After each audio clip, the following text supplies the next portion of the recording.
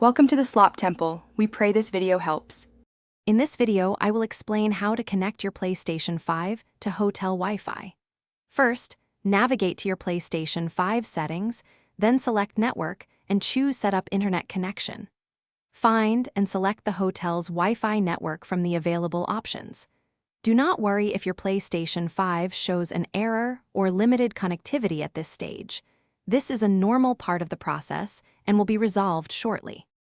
Now, take your smartphone or laptop and connect it to the exact same hotel Wi-Fi network you selected on your PlayStation 5.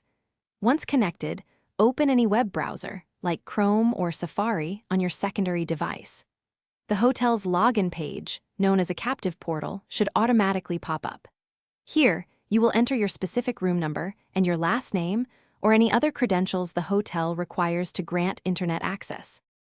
After you successfully log in on your smartphone or laptop, ensure that your device indicates it is fully connected to the internet.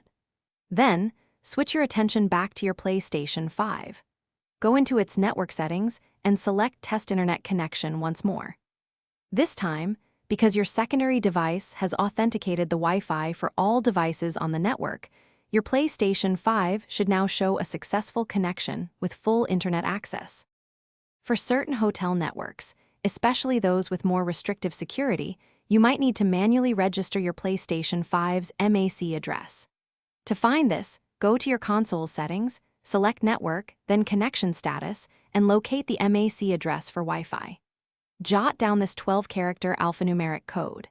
Then, present this MAC address to the hotel's front desk or their IT support team for them to whitelist your console on their network.